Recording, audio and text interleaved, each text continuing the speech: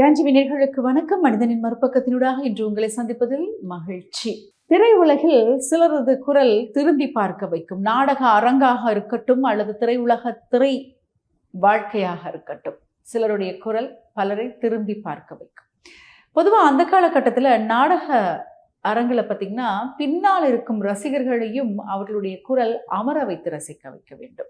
அந்த அளவுக்கு குரலில் உச்சரிப்பு, உச்சஸ்தாயில் அந்த பாடலுடைய வெளிப்பாடு, அந்த பாடலில் இன்னும் அழகான ஒரு மெருகு, பலருடைய கவனத்தை ஒருங்கி வைத்திருக்கக்கூடிய ஆற்றல், இது எல்லாம் இருந்தால்தான் அந்த நாடக கலைஞருக்கு வரவேற்பு இருக்கும். யாருடைய வாழ்க்கை அப்படின்னு பார்க்கும் பொழுது, இவருடைய திரையுலக வாழ்க்கை என்பது நீண்ட கால ஒரு ராக மாளிகை அப்படின்னு கூட சொல்லலாம். டி.ஆர். மகாலிங்கம் அவருடைய வாழ்க்கை வரலாறு.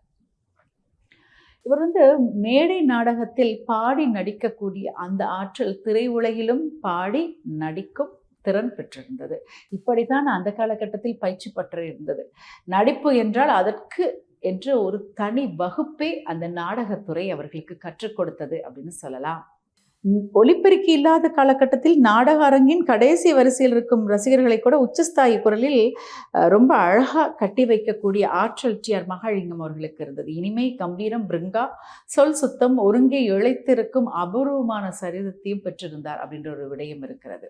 கிட்டப்பா அவர்களுடைய மறைவுக்கு பிறகு திரையுலகில் இவருடைய பாடல் ரொம்ப அழகா யாரு கொடுப்பாங்க அப்படின்ற எண்ணம் எல்லாருடைய மனதிலும் இருந்தது.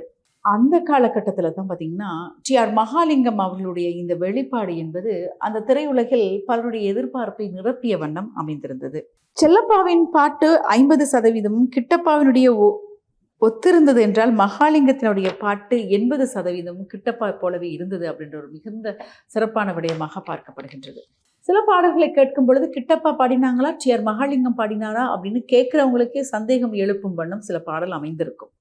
கிட்டப்பா அவருடைய மரணத்திற்கு பிறகு தமிழ் திரையுலகில் பாடல் பாடி நடிக்கும் அந்த நடிப்பாற்றலை யார் வெளிப்படுத்துவாங்க அப்படின்னு நினைக்கும் பொழுது 1930 திரையுலகில் தன்னுடைய பயணத்தை டி.ஆர். மகாலிங்கம் அவர்கள் ஆரம்பிக்கிறாங்க.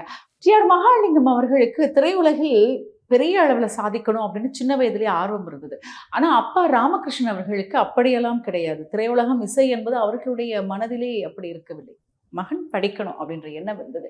அப்போ பாய்ஸ் கம்பெனியில் மிகுந்த அளவு திறமையுள்ளவர்களை சேர்த்து கொண்டிருந்த காலகட்டம். ராமையா அப்படின்னு அவர்கள் நிறைய பேரை சேர்த்து கொண்டிருந்த காலகட்டத்தில் டி.ஆர். மகாலிங்கம் அவர்களை பற்றி கேள்விப்பட்டு அவரை உள்வாங்கணும் அப்படின்னு நினைக்கிறாங்க. ஆனால் அப்பாவினுடைய அனுமதி கடைசி வரையும் கிடைக்காது அப்படின்ற ஒரு நம்பிக்கை இருக்கும் பொழுது டி.ஆர். மகாலிங்கம் அவர்கள் பிடிவாதமாக பாய்ஸ் கம்பெனியில் தன்னை இணைத்துக் கொள்கிறாங்க. இதில் முதலாவது நாடகம் மேடை ஏறும் பொழுது அவரை பாடி நடிக்கிறாரு. அந்த சந்தர்ப்பத்தில் காங்கிரஸ் தலைவராக தமிழ்நாட்டுக்கு அந்த காலகட்டத்தில் இருந்த சத்தியமூர்த்தி அவர்கள் நாடகத்தை பார்த்து மகிழ்ந்து தங்க மோதிரத்தை பரிசாக கொடுக்குறாங்க டி.ஆர். மகாலிங்கம் அவர்களுக்கு. இது ஒரு பொன்னான வாய்ப்பு. ஏன்னா அடுத்த கட்ட நகர்வு எங்கே அமைகிறது அப்படின்னா சினிமா அப்படின்ற விடயம் இருக்கிறது, திரையுலகம். அந்த காலகட்டத்தில் 1938 நந்தகுமார் அப்படின்ற திரைப்படம் AVM நிறுவனத்தில் தயாரிக்கப்படுகிறது. இதில் பார்த்திங்கன்னா கிருஷ்ணர் வேடம் கொடுக்கப்படுகிறது டி.ஆர். மகாலிங்கம் அவர்களுக்கு. நடித்து பாடி சிறப்பாக வெளிப்படுத்துகிறாங்க. டி.ஆர். மகாலிங்கம் அவர்களுடைய ஊர் பார்த்திங்கன்னா வைகை கரையில் சோழவந்தானுக்கு தெற்கே உள்ள தென்கரை. தென்னஞ்சோலைகளும் வெற்றிலை கொடிகளும் நிறைந்து பசுமையான ஒரு சிற்றூரான தென்கரையில் தான் நிலம் நீச்சுடன் வாழ்ந்தார் ராமகிருஷ்ணர் அவர்கள் அப்படின்னு சொல்லியிருக்காங்க. அவரது 3வது மனைவியின் 2வது மகன் தான் மகாலிங்கம் அவர்கள். தந்தையின் பாரம்பரியத்தை ஒட்டி மகாலிங்கம் சில மாதங்கள் வேத பாடசாலைக்கு செல்றாங்க. ஆனால் அவருக்கு அதில் மனம் செல்லவில்லை. பிறகு பார்த்தீங்கன்னா திண்ணை பள்ளிக்கூடம், அதில் மகாலிங்கம் 4ஆம் வகுப்பு வரை தான் படிக்கிறாங்க. அதற்குள் கற்றுக் கொடுக்காமலே பாட்டு அவரை தேடி சோழவந்தான் அருகில் இருந்த செல்லூர் சேஷ் ஐயங்கார் மிருதங்கம் பாட்டு பலருக்கு சொல்லிக் கொடுக்க ஒரு சந்தர்ப்பம் கிடைக்கிறது. அந்த கோஷ்டியுடன் இணைந்து பஜனை மடங்களிலும் கோயில்களிலும் பாடுவதுதான் டி.ஆர். மகாலிங்கம் அவர்கள் சிறு வயதாக இருக்கும் பொழுதே மிகுந்த ஒரு உற்சாகமாக அவர்கள் செய்த விடயம். அதனால் அங்கே இருக்க மக்களுக்கெல்லாம் டி.ஆர். மகாலிங்கம் அவர்களை தெரிய வருகின்ற ஒரு காலகட்டம். நந்தகுமார் திரைப்படம் பெரிய அளவு வெற்றியை கொண்டாடாவிட்டாலும் AVM நிறுவனத்திற்கு அது ஒரு வெற்றி படம் அப்படின்னு சொல்லலாம். ஏன்னா இந்த படத்துல ஒரு புதுமையை அவர்கள் புகுத்தினார்கள். பொதுவாக அந்த காலகட்டத்தில் நடிக்கிறவங்க பாடுறவங்க எல்லாமே ஒருவர் தான். இதில் ஒரு புதுமை இருந்தது. ஆனால் டி.ஆர். மகாலிங்கம் அவர்கள் தான் இந்த படத்துல தானே பாடி நடிக்கிறாங்க. இதற்கு பிறகு வாமன அவதாரத்தில் டி.ஆர். மகாலிங்கம் அவர்கள் நடிக்கும் பொழுது இன்னொரு வெற்றியும் அவர்களுக்கு ஏற்படுத்திக் கொள்கிறது. என்ன அப்படின்னா, இதிலே அவரே தான் நடிக்கிறார் வாமனனாகவும், அதே நேரத்தில் அவரே தான் பாடுறாரு. இது இன்னும் அழகை வெளிப்படுத்துது.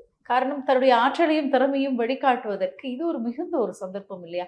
யாரோ பாடி நடிக்கிறத விட தானே பாடி தானே நடிக்கும் பொழுது இன்னும் அந்த நடிப்பு அழகாக வெளிப்படும். நந்தகுமார் அறிமுகத்திற்கு பிறகு மகாலிங்கத்திற்கு பல வாய்ப்புகள். பக்த பிரகல்நாதா, சதி முரளி, பரசுராமர், வாமன அவதாரம் அப்படின்னு நிறைய படங்கள் அவருக்கு கிடைக்கிறது. 1940 16 வயது அப்படின்னு சொல்லலாம். அப்போ கொஞ்சம் அந்த குரல்ல ஒரு கரகரப்பு ஏற்படுகிறது. அதற்கு பிறகும் அவருக்கு வாய்ப்பு கிடைக்கிறது. டி.ஆர். மகாலிங்கம் அவர்களுக்கு வாய்ப்புகள் அதிகமா வந்துட்டு இருக்கு. ஏவிஎம் நிறுவனத்துல ஸ்ரீவள்ளி திரைப்படம் எடுக்கணும்னு முடிவு பண்றாங்க. இந்த படத்துல கதாநாயகி ருக்மிணி. ஆனால் கதாநாயகன் யாருன்னு யோசிக்கும் பொழுது டி.ஆர். மகாலிங்கம் அவர்கள் நடிக்க வைக்கலாம்னு முடிவு பண்றாங்க. அப்போ இந்த படத்துல அவருக்கு வேலன் வேடன் விருத்தனாகவும் இந்த படத்துல அவர் கதாபாத்திரம் ஏற்று நடிக்கும் பொழுது வள்ளியா ருக்மணி நடிக்கிறாங்க. இதுல பாடி அவரே நடிக்கிறாரு. ருக்மணிக்கு பெரிய நாயகி அவர்கள் குரல் கொடுக்குறாங்க. இந்த ஸ்ரீவள்ளி திரைப்படம் பெரிய அளவு வெற்றியை கொண்டாடுகிறது. கிட்டத்தட்ட 55 வாரங்கள் வெற்றி திருவிழா இந்த திரைப்படத்திற்கு. மகாலிங்கம் அவர்கள் பாடியிருந்த பாடல்கள் கண்ணீர் அப்படின்னு குரல்ல ஒலித்ததுனால இந்த படத்தினுடைய வெற்றி மிகுந்த அளவு கொண்டாடப்படுகிறது. ஸ்ரீவள்ளியை தொடர்ந்து 2-3 ஆண்டுகளில் மகாலிங்கம் அவர்கள் தமிழ் திரையில் வெற்றி நாயகனாக வலம் வராங்க. வயது 23 அவர்களுக்கு எட்டி பிடிக்கும் போது அவருடைய சம்பளம் பார்த்தீங்கன்னா கிட்டத்தட்ட 1 லட்சம் ரூபாய் அந்த காலகட்டத்தில்.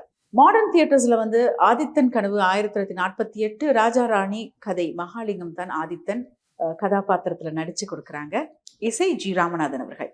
டி.ஆர். மகாலிங்கம் அவர்கள் ஆதித்தன் திரைப்படத்தில் நடிச்சிட்டு இருக்கும் பொழுது ஒரு பாடல் காட்சி, அதுல அவர் பாடுவது போல் பல கலைஞர்கள் அவர் மீது கல் எறிவது போல் ஒரு காட்சி எடுக்கிறாங்க. அப்போ பலர் கல்லை எறிந்து கொண்டிருப்பது போல் காட்சி பதிவு செய்யப்படும் பொழுது ஒருத்தர் மாத்திரம் அவர் மீது எரிய மாட்டேன் அப்படின்னு சொல்லி நிற்கிறாரு. ஏன்னா இவருடைய பாடல் அப்படின்னா தனக்கு ரொம்ப பிடிக்கும் அப்படின்னு சொல்லியிருக்காங்க. கிட்டத்தட்ட ஸ்ரீவள்ளி திரைப்படத்தை தான் 16 தடவை பார்த்ததாகவும், அந்த படத்தை பார்த்து அந்த பாடலை கேட்டு தானும் ஒரு பாடகராக வரணும்னு பயிற்சி எடுத்ததாகவும் சொல்லியிருக்காங்க. அதனால கல்லை நான் அவர் மீது எரிய மாட்டேன் அப்படின்னு சொல்லியிருக்காங்க. இதனால் தயாரிப்பாளர் சுந்தர் அவர்களுக்கு மிகுந்த கோபம் கூட வந்திருக்கு. அது யாரு தெரியுமா? சீர்காழி கோவிந்தராஜன் அவர்கள் தான் அந்த கலைஞராக அப்பொழுது அந்த கதாபாத்திரத்தில் இருந்தாங்க. பின்னால் அவர் பெரிய ஒரு பாடகராக வெளிவருவதற்கும் டி.ஆர். மகாலிங்கம் அவருடைய பாடல் அவருக்கு ஒரு வழித்துணையா இருந்தது அப்படின்னு கூட சொல்லலாம். அந்த அளவுக்கு டி.ஆர். மகாலிங்கம் அவர்கள் அந்த சினிமாவை, திரையுலகை 1935ஆம் ஆண்டிலிருந்து ஒரு கட்டி வைத்திருந்த ஒரு காலகட்டம். அவருடைய குரல் பல ரசிகர்களை கட்டி வைத்திருந்தது அப்படின்னு தான் சொல்ல வேண்டும். மகாலிங்கம் அவர்கள் ஒரு புதிய அவதாரம் எடுத்தாங்க. என்னன்னா, தம்மை வைத்துதான் பல தயாரிப்பாளர்கள் பல திரைப்படங்களை எடுத்து அதிகமான லாபம் வருகிறது, தாமே ஒரு படம் எடுத்தா என்ன அப்படின்னு ஒரு முடிவை எடுக்கிறாங்க. இந்த புதிய அவதாரம் அவரது திரை வாய்ப்புகளை வற்றச் செய்த ரொம்ப ஒரு கஷ்டத்திற்கு உள்ளாக்கிய ஒரு காலகட்டம் அப்படின்ற ஒரு விடயத்தையும் இங்கே பதிவு செய்ய வேண்டும். தன்னுடைய வீடான ராயப்பேட்டையில் அமைந்திருக்கும் தன்னுடைய பங்களாவை தன்னுடைய புது நிறுவனமாக, தயாரிப்பு நிறுவனமாக பதிவு செய்கிறாங்க 1950ஆம் ஆண்டு. அப்போ பார்த்தீங்கன்னா அந்த நிறுவனத்திற்கு ஒரு பேர் வைக்கணும் அப்படின்னு நினைக்கிறதுனால சுகுமார் அப்படின்னு ஒரு தன்னுடைய அதிர்ஷ்டமான ஒரு பேரை அங்கே பதிவு செய்கிறாங்க. தன் மகனுக்கும் அதே பேரை தான் டி.ஆர். மகாலிங்கம் அவர்கள் பேராக சூட்டுறாங்க. அதனால அந்த நிறுவனம் ஸ்ரீ சுகுமார் புரொடக்ஷன்ஸ் என்று பெயரிடப்பட்டு தன்னுடைய சொந்த தயாரிப்பில் மகாலிங்கம் அவர்கள் நடித்து வெளிவந்த திரைப்படம் மச்சரேகை 1950. படத்தில் மகாலிங்கத்திற்கு 2 வேடங்கள், ஒன்று ஹீரோவாகவும் அவர் தான் வில்லனாகவும் அந்த படத்தில் நடிக்கிறார். அவருக்கு ஒரு ஆசையும் இருந்தது வில்லன் கதாபாத்திரத்தை ஏற்று நடிக்கணும் அப்படின்னு. இந்த படம் பெரிய அளவு வெற்றியை கொண்டாடாத ரீதியிலே சின்னத்திரை, விளையாட்டு பொம்மை போன்ற திரைப்படங்கள் அவர் அதற்கு பிறகும் தொடர்ந்து எடுக்க ஆரம்பிக்கிறாங்க. இதனால் அவருடைய திரையுலக தயாரிப்புகளில் பல பண கஷ்டம், பல சிக்கல்களை எதிர்நோக்கக்கூடிய ஒரு சந்தர்ப்பம் அமைகிறது. தன்னுடைய படங்கள் தொடர்ந்து வெற்றி பெறாத ரீதியிலே தெருப்பாடகன் அப்படின்னு ஒரு படம் எடுக்கிறாங்க. மனதளவில் மிகுந்த வேதனையில் அந்த படத்தை எடுக்கிறாங்க. ஆனால் அந்த படமும் சரியா ஓடாத நிலையில அவருக்கு இன்னும் சிக்கல்கள், பண கஷ்டங்கள் ஏற்படும் ஒரு சூழ்நிலை. அதற்கு பிறகு பார்த்தீங்கன்னா கண்ணதாசன் அவர்கள் தயாரிக்கிறாங்க மாலையிட்டால் மங்கை அப்படின்ற ஒரு படம். இதுல டி.ஆர். மகாலிங்கம் அவர்களை நடிக்க வைக்கணும் அப்படின்னு ஒரு முடிவு எடுக்கிறாங்க. அதற்கு டி.ஆர். மகாலிங்கம் அவர்கள் சரி என்று ஒரு ஒப்புதலை கொடுக்கிறார். மாலையிட்டால் மங்கை திரைப்படத்திற்கு பிறகு பெரிய அளவு படங்கள் ஒப்பந்தம் செய்யப்படவில்லை. டி.ஆர். மகாலிங்கம் அவர்களுக்கு ஓரளவு வேதனை இருந்தது. திருவிளையாடல் திரைப்படத்துல பார்த்தீங்கன்னா பானபத்திரர் என்ற ஒரு பாத்திரம் அவருக்கு கொடுக்கப்பட்டு சிறு பாத்திரமாக இருந்தாலும் அந்த படத்தில் அவர் வெளிப்படுத்திய அந்த நடிப்பு, அவர் பாடிய பாடல் என்பது பெரிய அளவு வெற்றியை கொண்டாடியது அப்படின்னு சொல்லலாம்.